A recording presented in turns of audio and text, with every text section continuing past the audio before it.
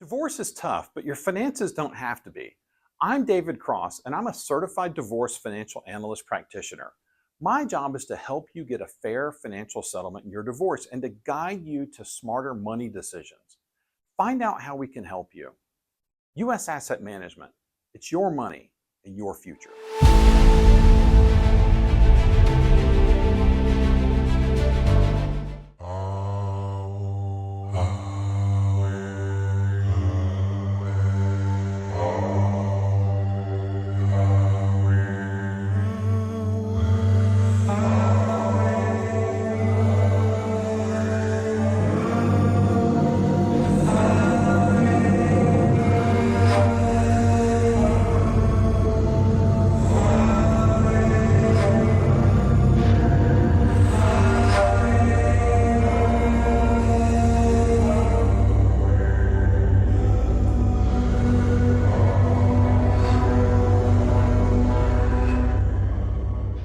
Pete, how you doing, my friend?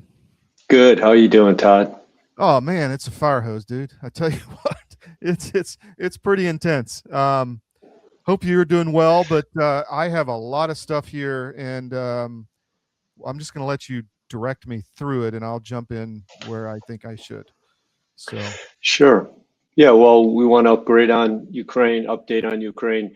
I mean, I think if you have that first one with the wrong one. So hold on. the immigration, just as it gives a idea of the same thing happening here is happening overseas.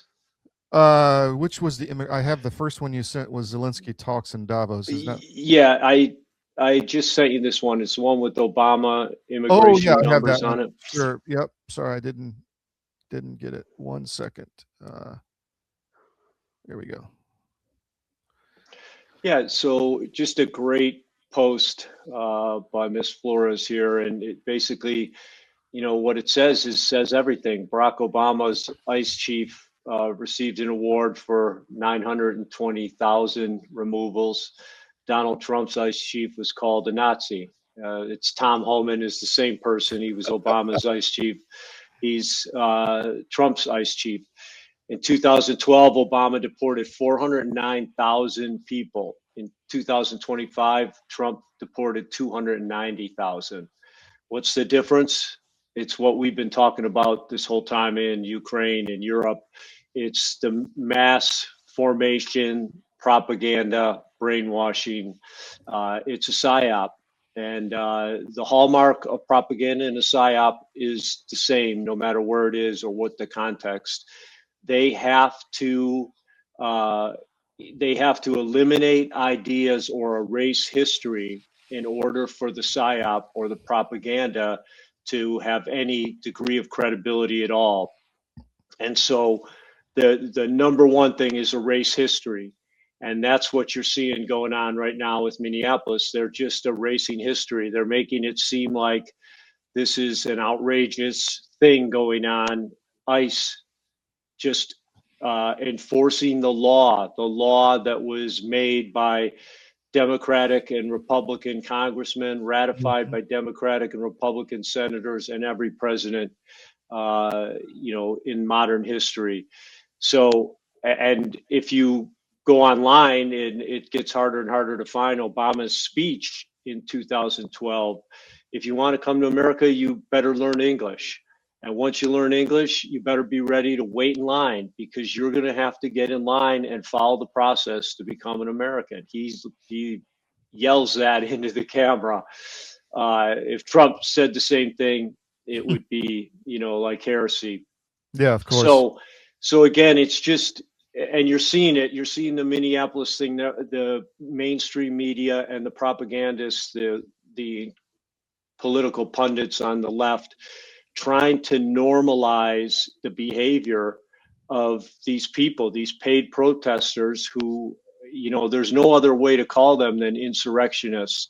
They're breaking the law just by interfering with law enforcement. And we know that those are staples of American society for, 250 years. But that's what they do. They try to break down norms. They try to erase history.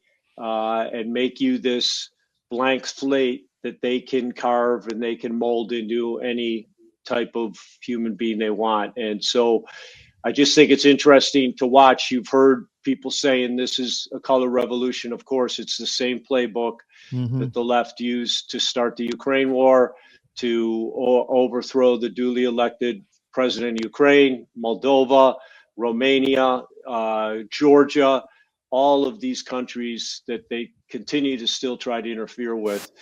But the way to defeat it is to call it out why it's happening, and that's what we're doing. And of course, you'll see the parallels as we go through some of the Ukraine updates right now. You know, I'm concerned about this because this is literally existential. If we let this go by, then it's going to multiply all over the country, and you're going to have a civil war. I mean, that's just the fact, Jack. So, Yeah. you know, I'm concerned. I know we have issues overseas. I know the economy's big, and he doesn't want a government shutdown.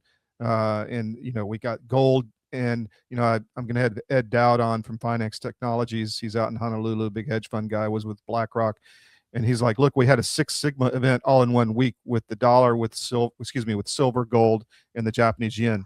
That is statistically impossible. And it's showing you that the system is collapsing. So I understand Trump is worried about the economy and the dollar and global security, but he's got to start focusing at home. I mean, we got to deal with this issue. We need arrests. We had some progress in Georgia yesterday with the FBI at the election center, but you know, all these NGOs and oligarchs are just funding all this stuff at will.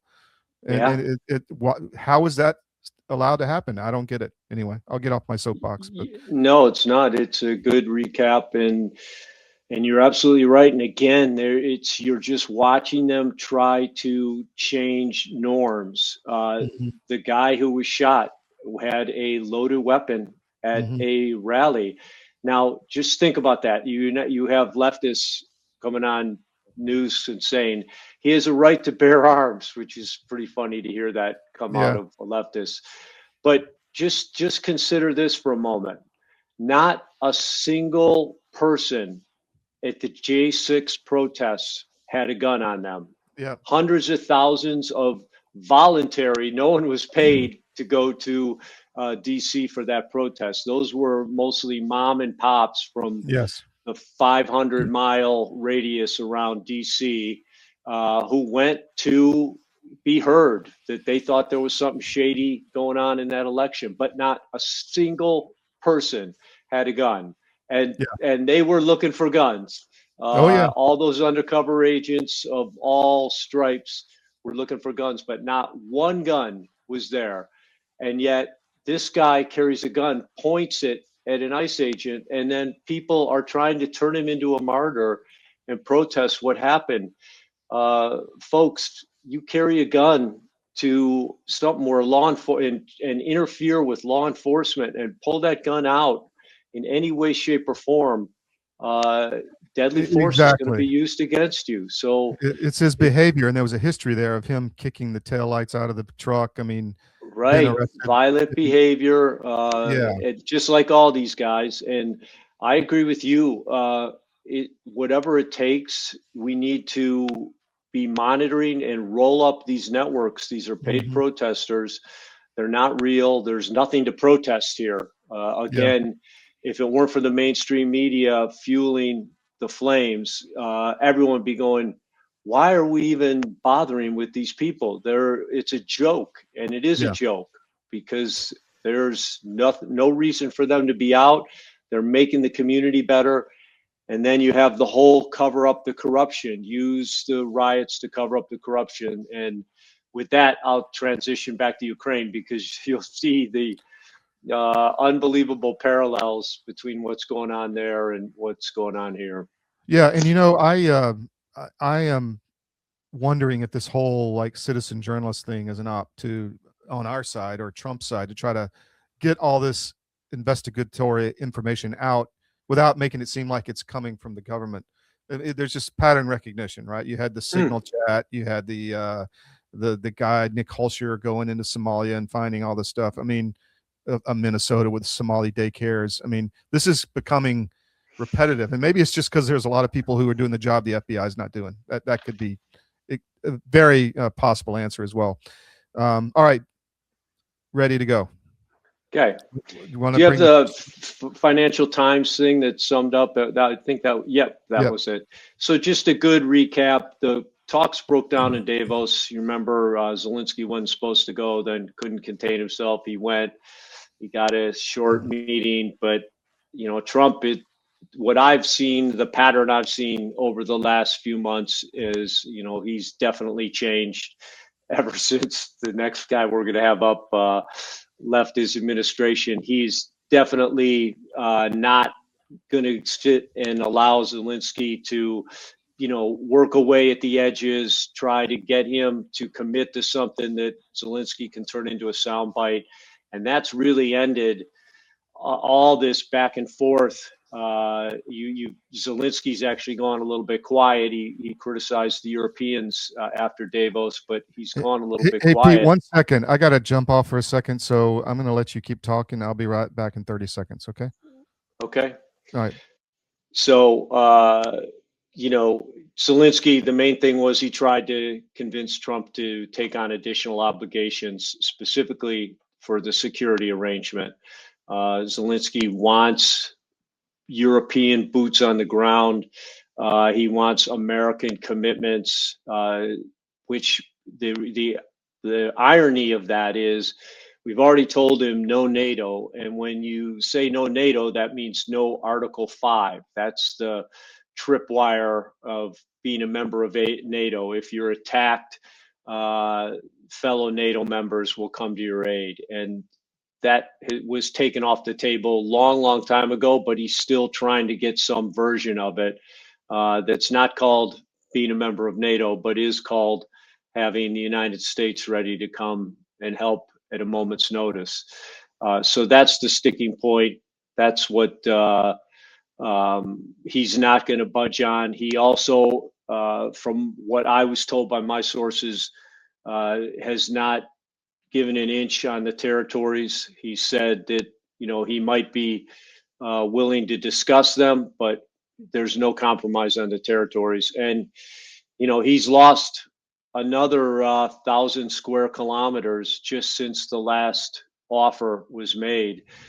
So it's not a good situation for Ukraine or Ukrainians, but Zelensky continues to remain obstinate, and as you're about to see, the Europeans are obstinate with him. Sorry, I had to reset a circuit breaker there. Yeah, no problem. Okay. And now all my stuff dropped off. So we want Kellogg, I think, go next. Now we'll just show you what's happening. And if our viewers remember last week, we talked about this. The strategy is keep it going through 26 and into 27 so we can get the military industrial complex contracts obligated and get the money laundering of billions of dollars going through the system. But here's ex-peace envoy Keith Kellogg giving his expert opinion on what is happening right now and what's about to happen. Because I understand it's a harsh winter. I understand what's happening in Kyiv. I understand the temperatures, but I really do believe if Ukraine gets through this winter, January, February, and you get into March and April, the advantage accrues to you. Because I understand it's a harsh winter. I understand what's happening in Kyiv. I understand. Yeah. So it's hard to even believe he just said that. And you're about to hear the same thing out of a number of other leaders, but it's just it's like, have you no conscience at all? I know it's cold. I know civilians are literally freezing to death, and they are in Kyiv. It went down to 10 degrees these last couple nights. 80% of the city has no power, no water, and of course, even the sewage is turned off. So it's horrific. But if they just can hold on through the winter, if we can just fix the heating thing, and they'll keep dying, but if they can just hold on, the civilians can hold on in the winter, and then there's no logic of why. Then I think they'll turn the tide. Why? Yeah. What will holding on through the winter do? Is Russia on its last stand? No. Last time I checked, they just signed. They had to cut off recruiting because they contracted 410,000 new recruits to refresh the 750,000 they already have fighting, who are rotating on the front lines like fighting forces are supposed to if they're fighting a sustained battle or war. So no logical why. It's just despicable to come on and say, keep dying, don't worry, then no rationale for why they shouldn't worry. It just shows you how powerful this thing is, and we'll continue it here with these next couple of videos and show the other leaders from Europe what they're saying. Yeah, But, and I've yeah, got a problem with this. I'm sorry, we had a major electrical issue here, but the stub, I've got everything but the stub video. I'm sorry. He okay. just, Maybe go to so the stub is the Finland prime Mhm. minister, and he just came out and said almost the exact same thing. So you're seeing the talking points as Kellogg said. He said we just got to hold on, have faith. Ukraine's going to win this thing, and Yeah, just like Kellogg, it's like they're talking about some arbitrary sporting event, yeah. and that they trust me. I have insider knowledge when they have no knowledge at all. They don't. Neither one understands the war or war in general. And yet they, that it's the only thing it can be is you're a paid influencer. You have to keep this war going. So we'll pass them. There you go. That's him just talking. I don't have the video, but go ahead. Okay. Yeah. So go. I think the next one up is the Canadian ambassador, I think. Yep, I have her. Here we go. Привикли до того, щоб так жити без електрики, без інтернету, без світла. Це справді тяжко, і це бачиться спеціально для людей, що живуть на I thought лівому there was бережі. Так? It's okay. І Yeah, So she speaks Ukrainian, and Yeah. she's saying the same thing. Here, let me just pop up on mine because it's important what she says. It's she so says Ukrainians will continue to endure because it's better for them right. to live without electricity and internet than under Russian occupation. Yeah. So same thing, and of course you notice she speaks Ukrainian, and this Yeah. is CDM deserves a lot of credit for exposing the massive Ukrainian power and population in Canada. The fact that so many neo-Nazis fled to Canada unknown before they began exposing themselves in support of this war. And the Russians are Christina, talking about that too, Pete. They're bringing that out. Did you see them? Yeah. Yeah. I found that fascinating. But there's the ambassador of Canada telling Ukraine, hang in there. It's a matter of time. You can do this.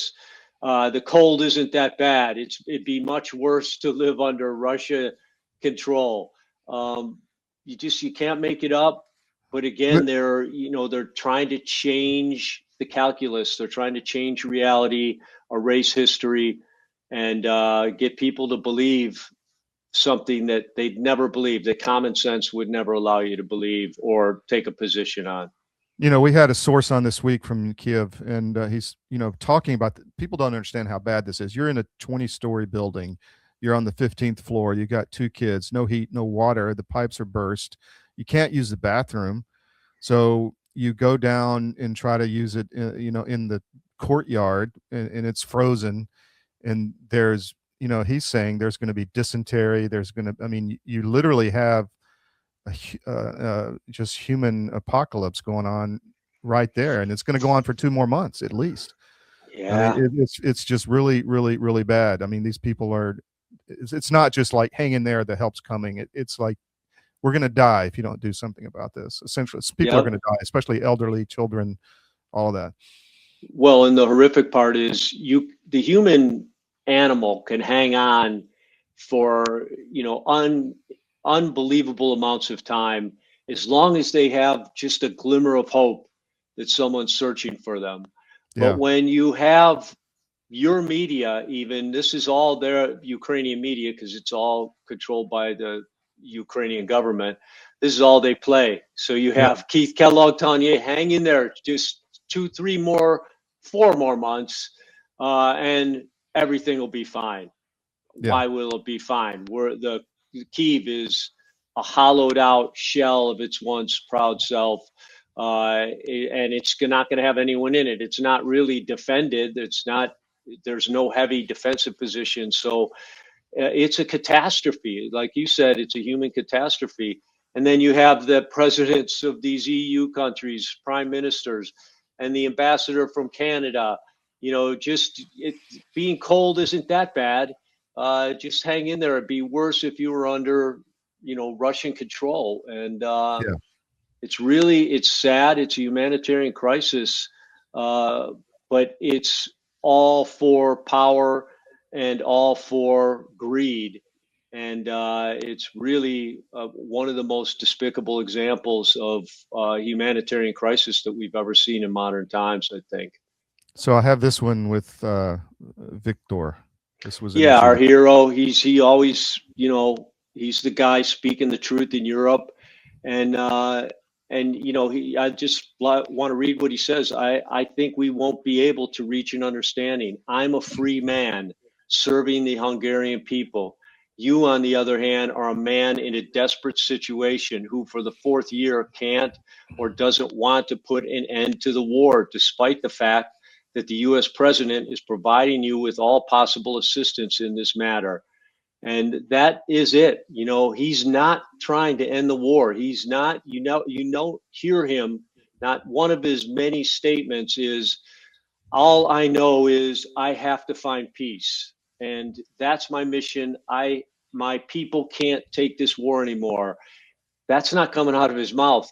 Instead, I think we have another video. He's offering one of the things he did at Davos was offer the Ukrainian military to form the foundation of the EU military. And he says our experience, especially with drones, would enable the EU to have an instant capable army that could defend itself from Russia. And it's pretty bad when you think that the only thing your country has. A warm welcome here at the National Press Club. Welcome to the journalists, welcome to the Embraer team, and welcome to the other guests that we have here. I'm going to announce, and as some of you guessed it right when they came in, the first E2 order by an American operator. And that operator is Avello. We believe this is really a strategic shift to unlock profitability for the customer. I'm very pleased that we have Andrew Levy here as the CEO of Avello, and I'm very pleased to give the stage to share a little bit more about what Avello is going to do with the E2 195. Thank you very much. Couldn't be more excited to be here as part of this historic announcement. We have such a great cultural fit as companies, so we're very, very excited to be Embraer's newest customer. We launched our airline in April of 21, and our target is focusing on small secondary airports of large metro areas. We've carried over 8 million customers since we started on 63,000 flights. And we've done all these things with 1,200 of the greatest crew members I could ever imagine having, and many of them are here with me today. This is the right airplane for us. It's going to open up opportunities for us that no other aircraft can serve. The best thing about the airplane, of course, is you will not find a middle seat on this airplane. It doesn't exist. We won't have any to offer. It's going to be the best cabin in the United States, and we're so excited about that. This is going to elevate our experience to the highest level, and we think our customers are absolutely going to love the airplane.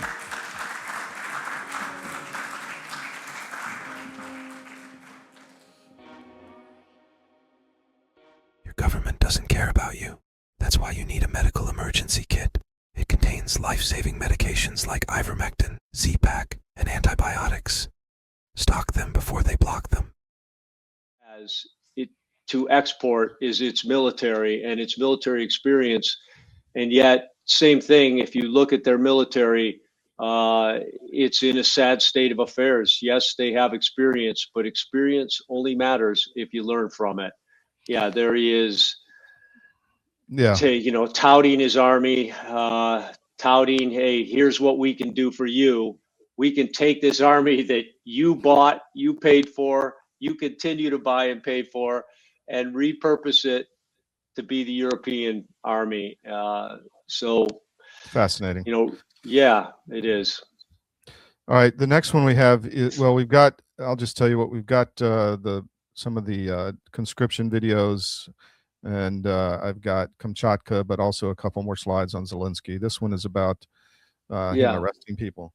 Yep, we talked about this last week. Ukraine is a totalitarian nation right now, and the definition of totalitarianism is eliminates any competitive political parties, eliminates free press, and uses the military as their, as a tool to implement the other two restrictions, and that's what they've done. There's no, Zelensky's first thing in office was to eliminate other political parties, which is why he has a super majority in the Rada. The next thing he did was eliminate free press in Ukraine. It's all either NGO sponsored or Ukrainian government owned. And then martial law, the right to practice religion, took all that away. So it's a totalitarian state, and the people have no voice. We've said that from the beginning. One of the reasons we are so motivated to do this show is because we want to remind people the people of Ukraine have no voice, and the soldiers in Ukraine have no voice. So, we're going to try to keep that voice going. We're going to try to speak for them and try to speak common sense into what should happen. Here is another one you sent on Zelensky. Obviously, the corruption going on. Yeah, with Timur Minjic. Yeah. So, it's $100 million. They're trying to cover this up, sweep it under the rug. But think about that. It's $100 million fraud, and it's believed to be the tip of the iceberg. The number is actually up in the billions. But this money was money for heating. It was money for energy. So gas is how most homes are heated in Ukraine. This was taken off of that from those dollars that were supposed to go. So people are freezing to death so that Zelensky and his two sponsors can make hundreds of millions of dollars. And the other thing I'd say about this, is Mindic fled to Israel. He's in Israel. So there's an Interpol arrest warrant for him. He stole NABU is, an American and EU run anti-corruption bureau in Ukraine. They're the ones who filed these charges. So it's not like these are false charges. They stole money. So how is Israel allowing these guys, protecting them? How is this a sanctuary? And we've got to talk openly about what this connection is between Israel and Ukraine. And I'm not trying to take this from some anti-Israel. I'm not anti-Israel. I just think that we need answers on that because it's so shady. And remember, the 100 million is the tip of the iceberg. The money mostly was supposed to go to their MOD, their Ministry of Defense. So they're stealing money from the soldiers. These guys who are dying on the battlefield while they sit on golden toilets. That's not an exaggeration. That's real.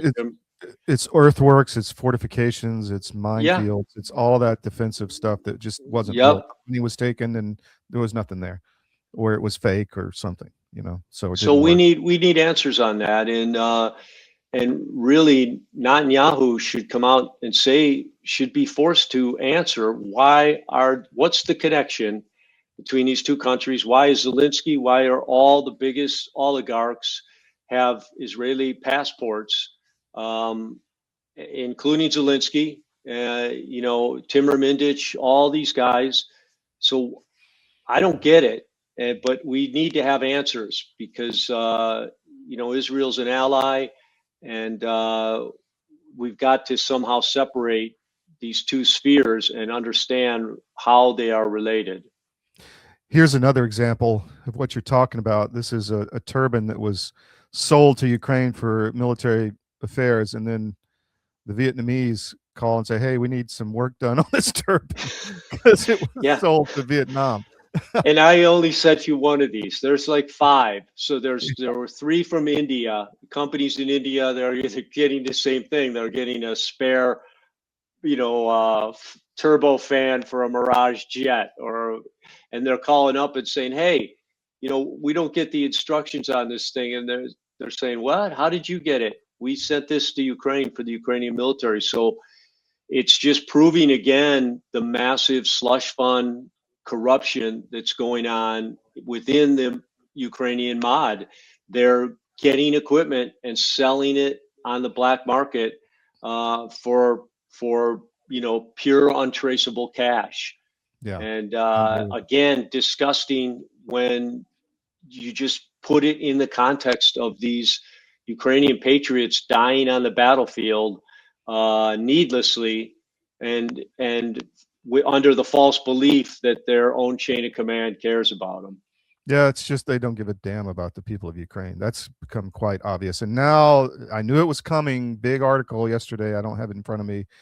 Ukraine needs 8 million African migrants. So Ukraine is going to become the first African, Ukrainian, European country. Actually, not the first. I mean, I think Germany and France and the UK are well on their way as well.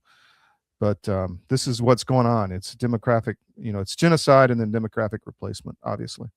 Yeah, and that was the globalist plan. Mm-hmm. Again, not shared with the Ukrainian people.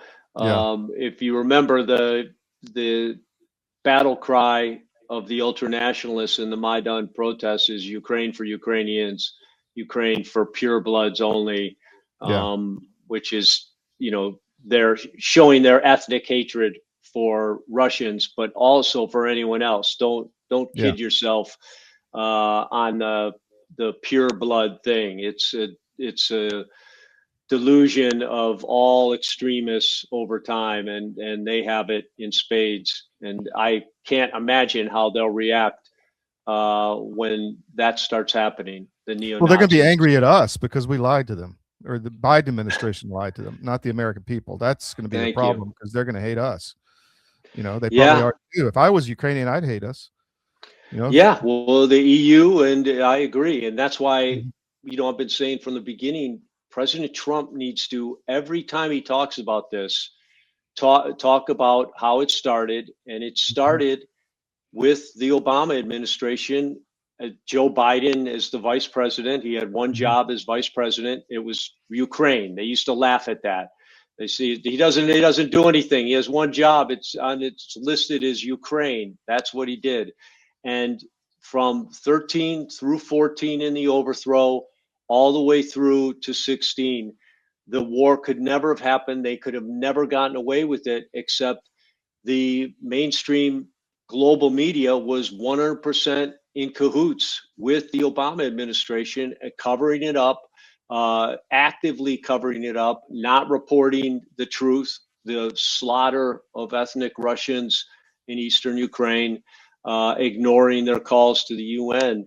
So President Trump needs to make that distinction. And by doing that, you explain to people, we recognize what happened. And we are doing everything we can to never allow that to happen in our country again. Not just, the rogue overthrow of a duly elected government in Ukraine, but the rogue overthrow of our own election, and the fake scamdemic that went around to cause it. That's why admitting and being accountable is so important here.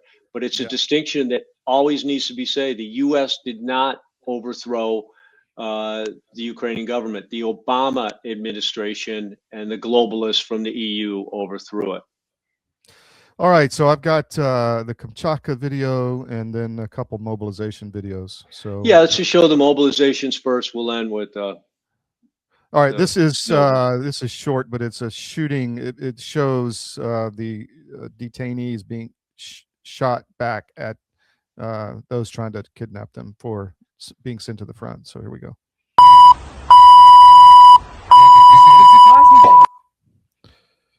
All right, so that was quick, but this one is tough. Go ahead. You want to too? So just again, in the first one, they're now shooting. So desperation, the level is rise that much. We're now having active shootouts. So people are willing, to go to that level to not serve. But this next one is also a good one. it just shows the people rising up again. And it's a good video for anyone about never giving up. I actually, that one didn't work for me either. I have another one. This is just a horrific video of a woman, a wife with a 4-month-old baby, who husband is snatched off the street, and she has no way to support herself after this. But sorry, I'm having issues with Telegram. It just didn't work. But Yeah, it's okay. I'll just play this.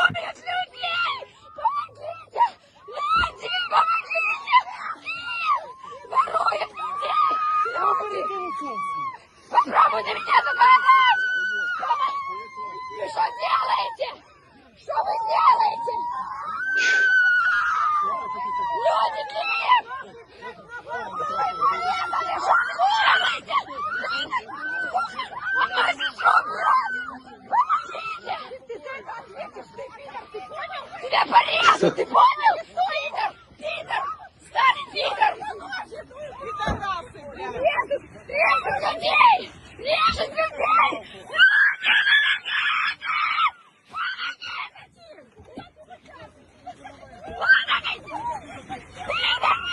Пидоры! Вы ответите за все! Вы ответите за это все! У меня маленький ребенок! Anyway, that's a sad video. It's another minute of that, but you know, just a way to, you mentioned showing the war is still going on. There's still a very human cost to all this. And you know, I sorry the other video didn't work, but it showed a guy, a lot of them show him fighting back and getting away. And that's what you're talking about, right? Yeah, the other one is just this guy, you can't even believe he's at the door of the car, you know, hanging on, fingernails scratching through the paint. And then one woman comes up, then two women, then three women, then a couple guys come up, and then a car stops. And it's just showing you, first off, never give up. Second, if you remember from the pandemic, and they were mostly videos from Canada, where the cops were going to houses and, you know, starting to hassle people for having parties and arrest people and stuff like that. They learned very quickly that if you can get a crowd around you, then you have a really good chance of getting the perpetrators to just relinquish, to say it's not worth it. And so there's a number of those videos that show the difference when a guy was able to get his neighbors, call his neighborhood watch, if you will, hey, come out. And then everyone started showing up behind him. The police ended up leaving, throwing up their arms and leaving. If not, if they were by themselves, they would eventually win, overpower. And it's the same thing there. But the other part is you're just seeing, we've been showing these all throughout. We show them for a reason. It just shows the massive divide in Ukraine that 1, 2, 3, what are we fighting for? Nobody, the Ukrainians do not believe in this war. The polls have showed that for many, many months. 75, 80% of the people want peace. But they don't want to fight. They don't believe in the cause. And that's why you see these videos. And the screaming, you can't make that up. The screaming is the horror of knowing what happens to men who get taken away. Yeah, they're not going to come back. And it's even worse because this woman has a 4-month-old baby, likely in a house with no heat. How's she going to heat the house? How's she going to get the food? You know, they're all supporting each other, but it's tough, man. That's tough. Well, if according to our favorite ex-general, if she can just hang on for 4 more months, everything's going to be great. Then the tide will have changed, and they're going to be winning. Just, I mean, think of that. You're walking or coming back from the grocery store, and your husband is taken, never to be seen again, certain death, and you're just there. What are you going to do? I mean, or your son. Think about that. Yeah. I mean, just horrible. All right, my friend, I've got Kamchatka left. Yeah, it's just end on a semi, positive note, just to show the snow that happened in Kamchatka, which is what we would be connected to from Alaska if the tunnel project goes through. But it's just cool how much snow they got, and this is a gym was completely snowed under, and it shows you the dedication of guys who need to work out. They dug their way into the gym. You can So, relate, huh, Pete? yep, I would do the same. Страшно. Вот так вот, ребят, тренируемся на Камчатке. За мной! Там я, да, чуть-чуть промахнулся. Вот, мы попали в зал. И теперь можем тренироваться.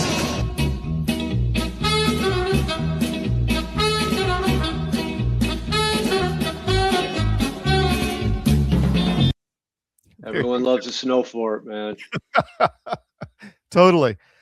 All right, my friend. Thank you for joining me today. I really appreciate it. And any word on when your Sean Ryan episode's coming out? Yeah, they got iced in, I guess, from the big Nashville ice storm. So it was supposed to come out Monday. I think maybe next Monday. I'm waiting for an update on it right now. Cool, man. Thank you, Pete. Really appreciate it. Yep. Take care, Todd.